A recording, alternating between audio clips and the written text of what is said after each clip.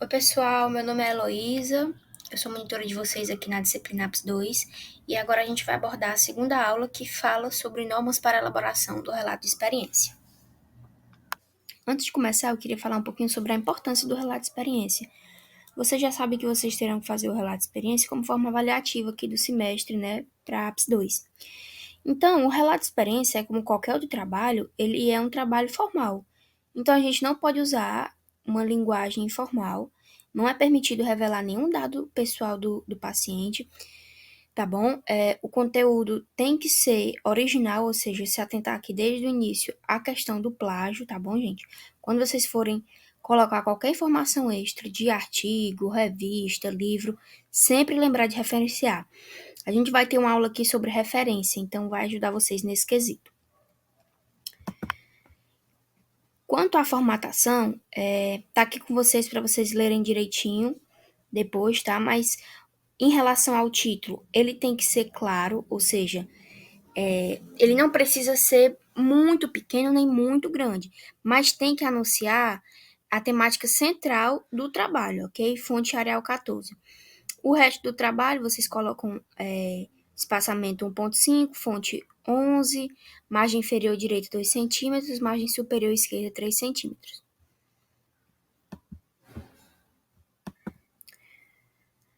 Sobre o resumo, agora a gente vai começar cada parte, ok? Individual, resumo, introdução, objetivo, metodologia e assim por diante. Sobre o resumo, a formatação é a fonte Arial 10, espaçamento 1,5 e no mínimo uma lauda. O que vocês têm que fazer também, gente, é colocar essas palavras-chave logo abaixo do resumo. Isso ajuda para, como o nome já diz, resumir o que é que vai ter no trabalho, para ajudar a localização de algum conteúdo em si do trabalho. Conteúdo, o que é que ele tem que ter no resumo? Ele é literalmente um resumo do trabalho, então vocês têm que destacar o contexto, objetivo, metodologia, resultado e conclusão. Vocês vão fazer um apanhado de tudo que vocês vão falar no trabalho, né, no relato de experiência, colocarem aqui no resumo.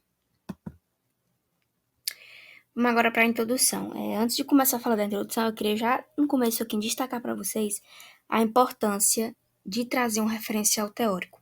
Toda introdução tem que ter um referencial teórico, ok? Vocês, então, tem que buscar colocar, já aqui na introdução, ok? Uma parte extra, seja algum autor, seja alguma informação de algum livro, de algum artigo, mas vocês trazendo isso logo na introdução deixa o texto de vocês mais robusto.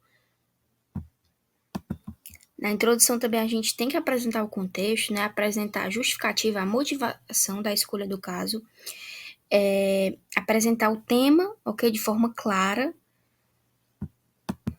Uma coisa aqui que eu destaquei também é que a gente tem que colocar as informações das mais gerais para mais específicas, seguindo sempre uma linha de raciocínio, uma linha cronológica, tá bom? Bom, novamente falando sobre o referencial teórico, é muito importante que vocês usem as citações, ok? E aqui destacando para atualizações, né? De preferência, é importante que vocês usem um referencial teórico atualizado, de no mínimo nos últimos 5 anos, né?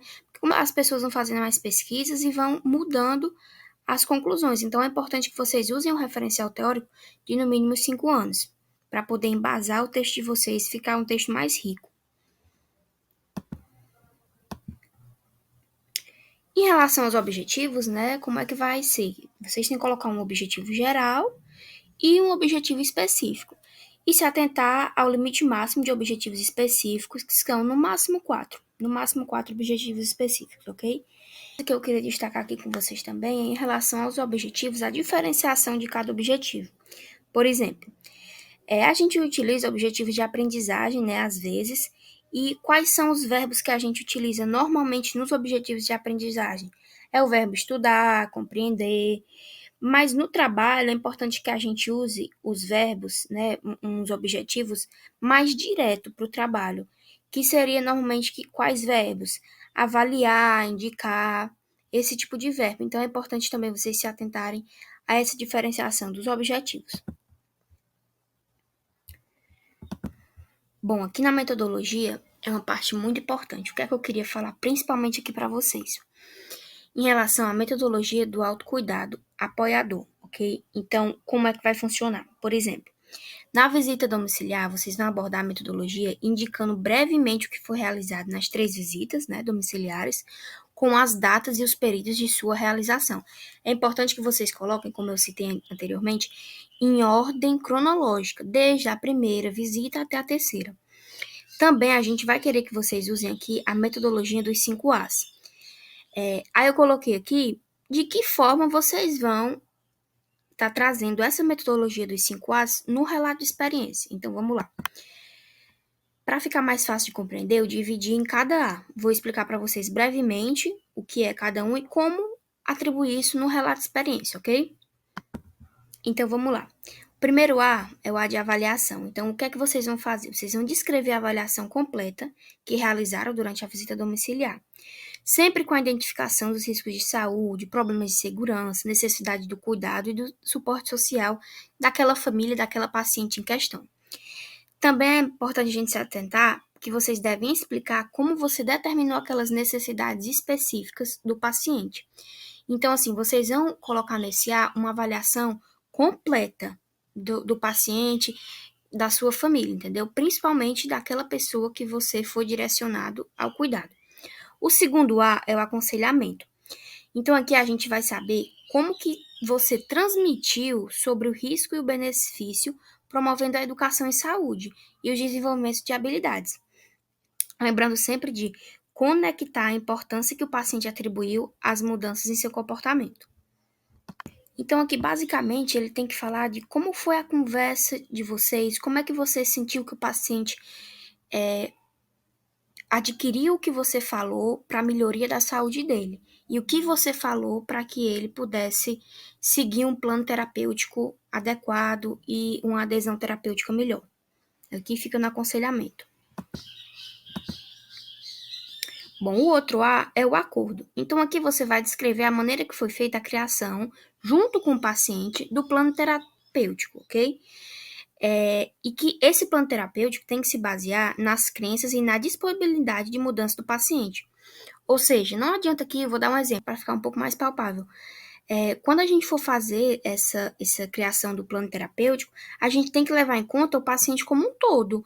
Tanto a sua questão social, como a sua questão familiar, da família em si, dentro de casa, a sua questão de saúde.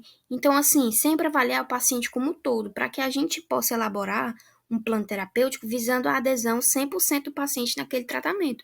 Não adianta a gente só passar um tratamento e pensar, pronto, fiz minha parte, e não pensar no como o paciente ele vai poder adquirir aquele tratamento para a vida dele e para melhorar a condição de vida dele. O próximo A é o A de assistência. Então, aqui você vai explicar como você desenvolveu o plano terapêutico personalizado com base na avaliação, detalhar quais ações ou intervenções foram recomendadas ou realizadas. Que você vai, além de dar uma assistência para o paciente, você vai descrever como você realizou o plano terapêutico, né, usando quais metodologias, usando quais fontes, quais referências para embasar esse plano terapêutico e de que maneira isso encaixa naquele paciente em específico, um plano terapêutico personalizado. Para finalizar, que as metodologias, tá? Eu estou trazendo aqui o último A, o acompanhamento. Então, aqui vocês vão explicar como avaliou a eficácia do tratamento. Lembra que eu falei que a gente tem que levar em consideração o paciente como um todo? Então, aqui você vai avaliar se esse tratamento realmente foi eficaz para o meu paciente, eu consegui avaliar ele como um todo, eu estou trazendo uma melhoria para a vida dele? Então, é isso que vocês vão discutir, ok? Com o paciente e se ele recebeu o suporte contínuo necessário. Aqui eu estou deixando uma tabelinha, ok? Para vocês derem uma lida, que tem basicamente o resumo do que eu falei agora sobre os 5 As. Avaliação, aconselhamento, acordo, ok? Assistência, acompanhamento, avaliação e o plano de autocuidado, ok? Acaba interferindo em todos os As. Então, a junção de todos os As, eles vão juntos montar um plano de acompanhamento, né? Metas, planos de ações, barreiras de estratégia, sistema de monitoramento. Então, não adianta a gente só passar aquele tratamento para o paciente e confiar que ele vai seguir. A gente tem que ter o monitoramento, o acompanhamento, para tornar esse plano terapêutico realmente eficaz. Bom, sobre resultados e discussões, eu queria novamente falar, ele deve estar em ordem cronológica e detalhado cada coisa que vocês fizeram. Realmente descrever detalhadamente a etapa de avaliação e demonstrando sempre, gente, ó, o que e como cada tema foi abordado no aconselhamento, no acordo, na assistência e no acompanhamento. Então, vocês têm que dar detalhes de como e do que foi feito. Descrever o acordo indicando de forma objetiva e clara qual meta foi compactuada. Então, vocês veem aqui que eu estou repetindo bastante a parte objetiva e clara. Então, é importante que em todas as estratégias vocês sigam isso de estarem elaborando um texto objetivo e claro. Aqui também vocês têm que descrever o material de apoio que foi utilizado durante o aconselhamento e a assistência. Se tiverem foto do dia, ok? Por exemplo, eu usei um cartaz, eu usei um banner, eu usei uma cartilha de atenção ao idoso, uma cartilha de atenção à gestante, então vocês colocam, certo, no trabalho. E é importante que vocês falem sobre o material, a importância do material, como aquele material poderia ajudar no plano terapêutico do paciente, qual era a expectativa de vocês para que ele servisse para aquele paciente específico, como esse material ajudaria o paciente. Aqui também vocês devem relatar a percepção do grupo e da família, a receptividade da família. Então, aqui vocês têm que falar, em casos que aconteceram algum empecilho, ou no dia a família não pôde atendê-los, ou então a família não estava muito à vontade para receber vocês, aqui vocês têm que relatar, ok? No resultado, nas discussões, de fato o que aconteceu. Tenha sido um lado positivo ou tenha sido um lado negativo.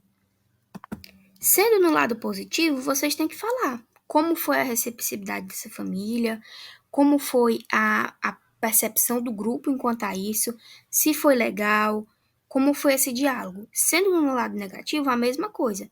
Vou dar um exemplo. Por exemplo, na minha última intervenção, era uma idosa e eu tinha preparado, né, eu e meu grupo tínhamos preparado uma cartilha de atenção ao idoso, com ilustrações, enfim, uma coisa bem legal. Tínhamos preparado também algumas atividades, ela estava com uma dificuldade muito grande de acesso à fisioterapia, então a gente tinha elaborado algumas atividades mais fáceis dela fazer. Então, assim, a gente montou toda uma intervenção, mas no dia a gente não pôde aplicar, porque a nossa paciente estava só com uma irmã, uma cuidadora, e essa irmã não nos permitiu acesso à paciente. Então, isso a gente teve que relatar, que infelizmente não podemos, né, não poderíamos efetivar a nossa intervenção por conta desse mau desentendimento entre a irmã da paciente. Aqui também a gente tem que contextualizar o caso frequentemente com a literatura, ok? Então, a gente tem que buscar o que é que a literatura fala sobre isso, o que é que a literatura embasa o meu resultado, o que é que ela embasa na minha discussão. E realmente debater com a literatura nesse sentido de apresentar o que aconteceu com o meu caso e logo embaixo trazer uma contextualização para que embase o meu resultado, para que embase a minha discussão. Bom, chegando agora na conclusão, o que é que a gente vai fazer? Já diz o nome, né? Então a gente vai concluir com chave de ouro o que é que foi abordado ali no todo do nosso trabalho. Só se atentar, gente, que na introdução, na conclusão, a gente não deve trazer uma nova informação, ok? A gente deve realmente concluir. Então, um resumo dos principais pontos abordados, uma análise crítica reflexiva, refletir sobre os alcances dos objetivos, refletir sobre a aprendizagem pessoal e acadêmica dessa experiência, né, que vocês tiveram agora, refletir sobre as dificuldades enfrentadas durante a execução da intervenção. Por exemplo, no meu caso, né, que eu citei para vocês, a gente ficou assim bem triste, porque era uma coisa que a gente estava planejando, né? A gente estava ali acompanhando a senhora na primeira, na segunda visita. Então, na terceira, a gente queria fechar com chave de ouro para ajudar ela. E não foi possível.